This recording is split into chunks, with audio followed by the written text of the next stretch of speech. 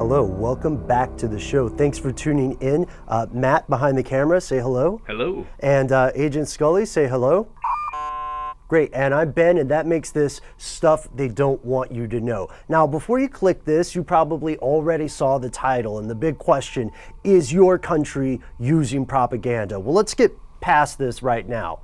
Yes, of course, absolutely. Your local government is almost certainly using propaganda, and companies operating within your country are definitely using propaganda. They're calling it advertising, but six in one hand, right? In fact, there are so many different organizations using propaganda across the globe that instead of listing all of the different organizations that might be in your country, we'll save some time and we'll give you the tools to tell whether or not something is propaganda. So here are some of the common propaganda techniques. In no particular order. 1, name calling, also known as stereotyping. This would be when you invent a name to call someone to help dismiss their credibility.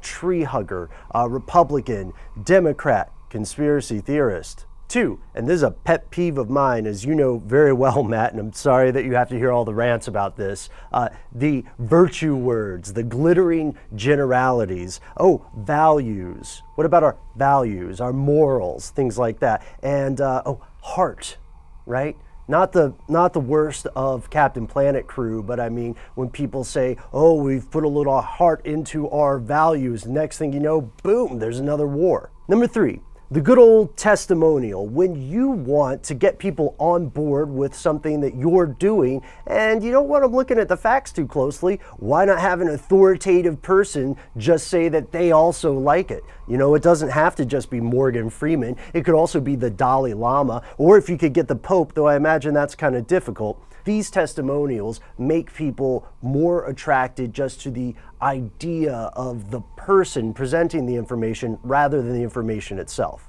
4, transfer. Now, if testimonials are depending upon the credibility of a person, then transfer depends upon the credibility or the unlikability of an institution. This is a guilt by association thing or a street cred by association thing.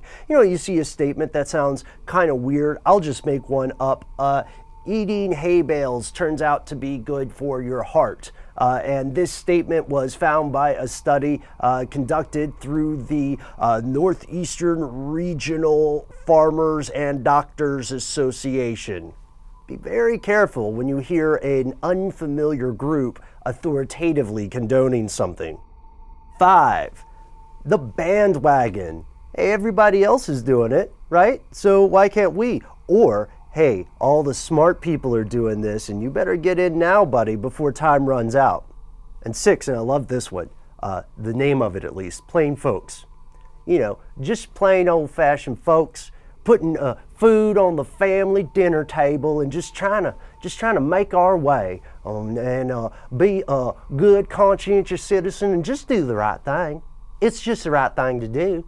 The idea here is that you will be suckered in by the argument that the common man unanimously understands this. Another phrase like, you know, it's just common sense. Why don't the guys in Washington get that? Elect me.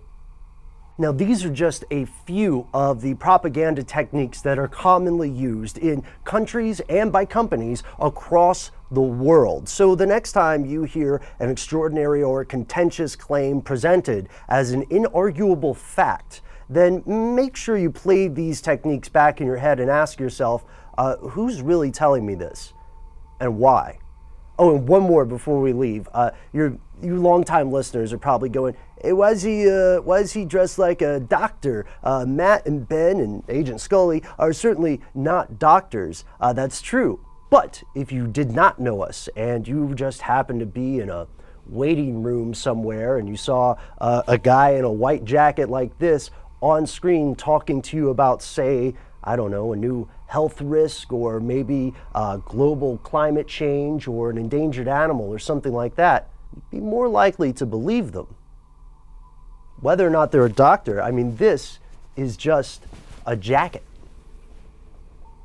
But enough about those propaganda techniques. As we've said, there are many more that we could discuss.